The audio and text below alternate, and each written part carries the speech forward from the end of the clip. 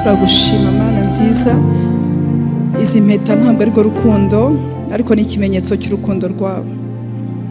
Turagushimiye rero ko bagiye kubikora nk'ikimenyetso cy'urukundo rwabo, nk'igihamya imbere yawe Mana, ndetse n'imbere y'abera, n'imbere y'imiryango yabo. Amaraso yawe Yesu Kristo atwikiriza impeta, ariko atwikire cyane cyane covenant yabo, mu izina rya Yesu Kristo, amen.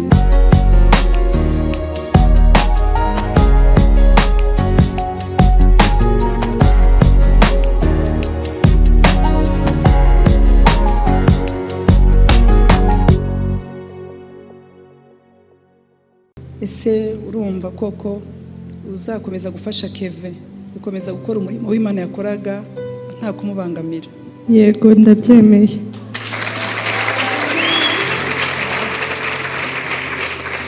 Nashaka kubaza, Bibiliya ngo wives submit your own husbands, mugandukire abatware banyu. Urabona hari igihe abantu musa muri generation imwe.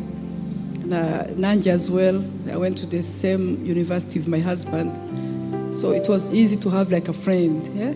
When it comes to marriage, it takes submission. So urumva uri ready to submit to him as your husband the way you submit to Christ? I am ready. Hallelujah. Yes, ashimwe cyane. Mureke tubakomera amashyi menshi. Menshi. Rero uyu mwanya tugiye kujya muri wa mwanya wo kwiyemeza ariko akantu nashaka kubabaza, sinzi impamvu nshaka kukababaza. Murumva mufite byinshi cyangwa se mufite bike, nubwo mugiye kubirahirira, ariko murumva muzakomeza gukunda Imana muri ibyo mufite, kandi mukomeza kuyizera ko izabazamura uko igenda ibikora mu gihe cyayo. Yes, mikro.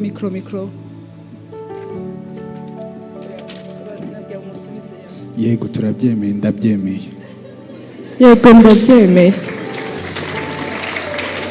Nagira ngo rero uyu mwanya tugiye guhera kuri Kevin, agire ijambo avuga imbere y'Uwiteka, n'imbere y'ababyeyi, n'imbere y'itorero. Ngewe Manirambona Kevin Paula, nemeye ko wowe ushama Shekina Kesi umbera umugore.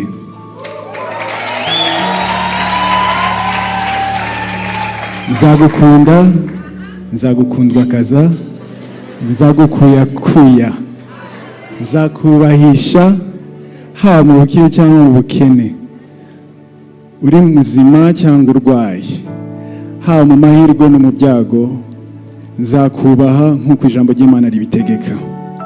Nta kizadutandukanya keretse urupfu cyangwa Yesu Kristo agarutse.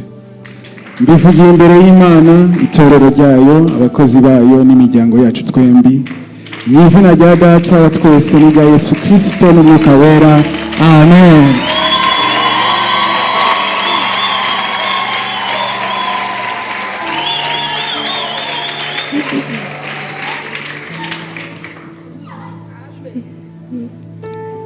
Jyewe Hushama Shekina Kesi, nemeye ko wowe Manirambona Kevin Paula umbera umugabo, nzagukunda, nzakugandukira, nzakumvira, nzakubahisha haba mu bukire cyangwa mu bukene, uri muzima cyangwa urwaye, haba mu mahirwe no mu byago, nzakubaha nk'uko ijambo ry'Imana ribintegeka.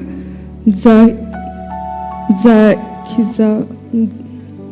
kizadutandukanya keretse urupfu cyangwa Yesu Kristo agarutse. Bivugiye imbere y'Imana, itorero ryayo, abakozi bayo n'imiryango yacu twembi, mu izina rya Data wa twese n'irya Yesu Kristo n'Umwuka Wera, amen.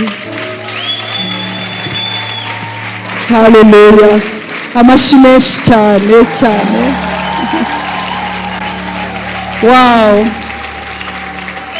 Hallelujah. Ndabona biri byamurenze ku buryo gufata mikro bya hallelujah. Numvaga nishimye ngiye kuririmba nk'indirimbo nk'iringara cyangwa se. Yes, abaho umugisha. God bless you. Twagira ngo uyu mwanya tuze kugira wa mwanya mwiza kugira ngo wa murima uze kureba nyuma, ariko twagira twinjire mu mwanya wa wundi w'amagambo avuye ku mutima. wa wundi nyine ubwo duhurira ku nkuru nziza cyagiye burya. Haleluya. So twagira ngo baduhe izo mpeta uretse gato.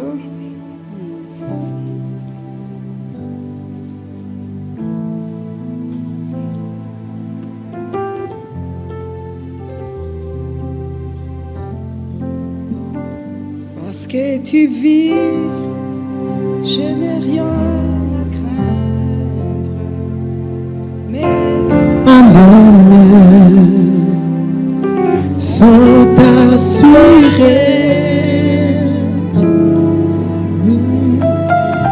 Turagushima Mana nziza, izi mpeta ntabwo ari rwo rukundo ariko ni ikimenyetso cy'urukundo rwabo.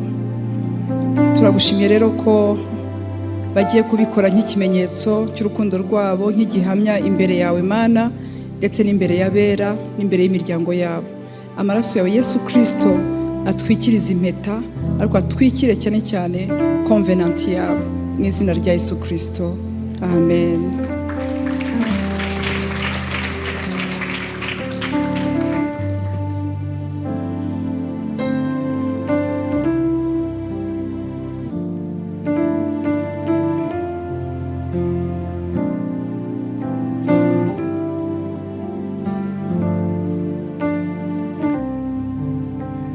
Yesu ashimwe.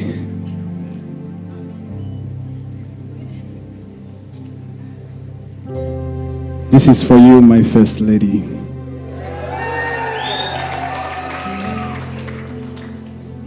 Ushama Shekina KESSY, ndashima Imana kubw'icyizere gikomeye yangiriye ikampa zahabu. You are indeed a treasure, a huge blessing to me. And I know with no doubt that I'm the happiest person in this whole planet. I thank the Most High God. I thank our families. I thank our dear mom, Apostle Alice Mignon Kabera. I thank our friends who have become our family too. I thank everybody who's here, who came to witness this. I once sent a message one day, one night here. You were just with ladies, bari kumwe n'abakobwa batandukanye n'umushumba wacu yarahari. Icyo gihe someone said the message on my behalf. Ariko today I'm going to stand in front of the entire world to say that message to you in person. That message is, I really don't have to read Proverbs again, ladies and gentlemen, because I think I found it in her. And that is Proverb 31. Because I think if King Solomon was to write it again right now, he would mention the name Ushama Shekina KESSY.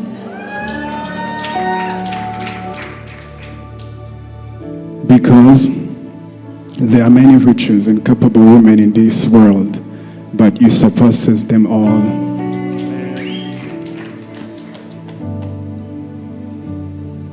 I promise to love you. I promise to take good care of you. I promise to be there in good and bad time. Although the Bible ivuga ngo abagabo bakwiriye gukunda, ariko nanjye nzakubaha.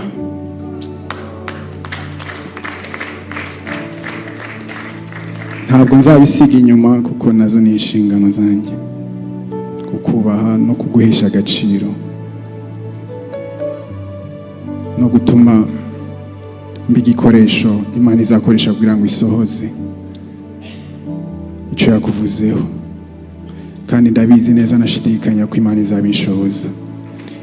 Yabanye natwe muri uru rugendo kuva rugitangira kugeza n'ubu, nizakomeza kubana natwe.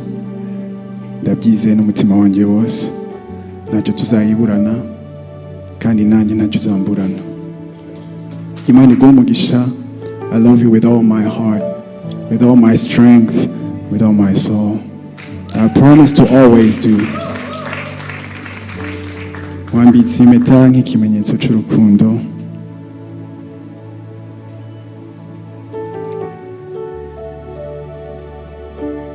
Imana iguhe umugisha mukunzi wanjye.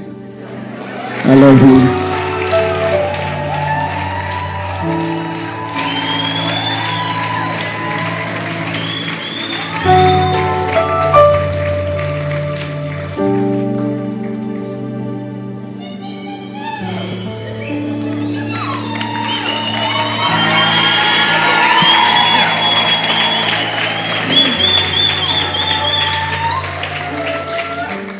Last but not least.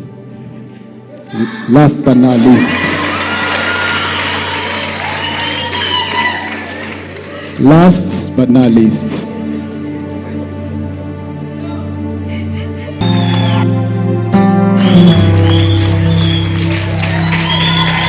I'm not crying.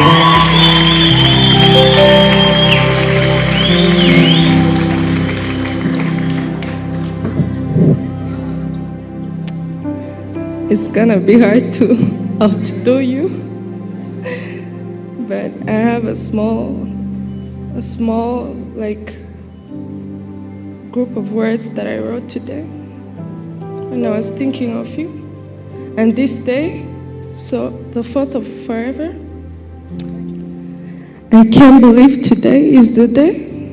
We couldn't wait for this day, but it also came by so fast, yet so punctual. I can't believe 3 months ago, we were just friends, hoping for our partners to come around. I always said that we'd get married in January, and you always said you'd get married in December. So I guess God answered to me. Our journey is so funny to me, but it's so inspiring. I can't wait to tell it to our beautiful children.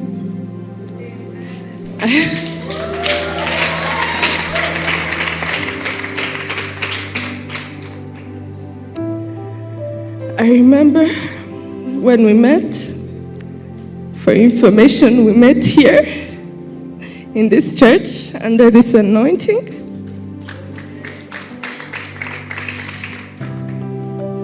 I'm so grateful to God that He gave me you. You're everything and more than I asked for. Your pure heart, your pure soul, your pure characters. And I know a marriage is not only just for the sake of marriage and ceremonies. I know it's because there's a purpose that God wants us to reveal to His people through working for Him. I'm so grateful for you. Thank you for always trying to learn to love me, to cherish me. I see it every day you grow. And I'm so proud to call you my husband.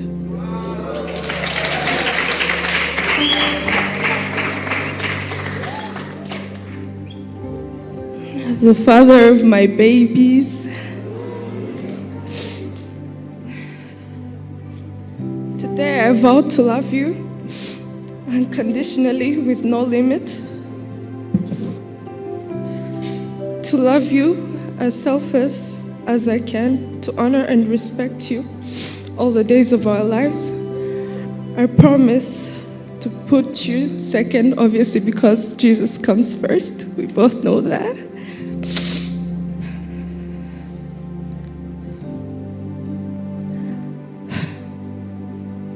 And He's our only foundation. And I'm honored that we both have met, that we met under this church, like we met under Apostles' anointing, and now we're getting married in the same place we met.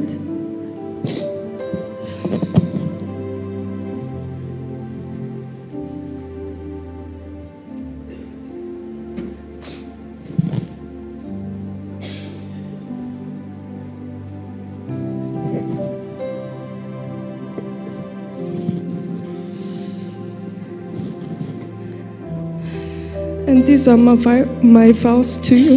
And lastly, I wouldn't leave the altar without making a vow to Jesus.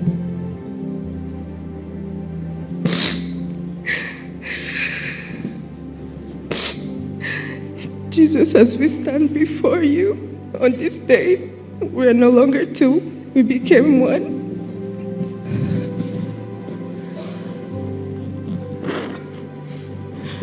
We promise not only to form a marriage, but to be your vessels. It's not ntabwo ari kubw'inyungu z'urugo rwacu gusa, ahubwo iza Yesu zizabanza.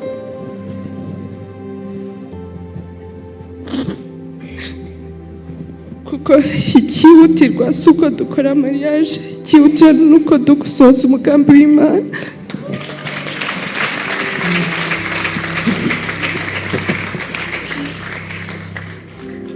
And to our apostle, we vow to become better Christians.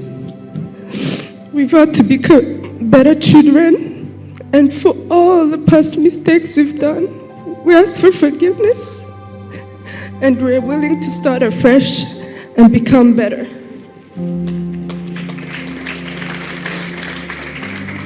We promise to always put the church importance before our importance. Yeah, this is the reason we are here today, to form not only a couple, but to become servants, then more to be partners. So thank you so much. We love you.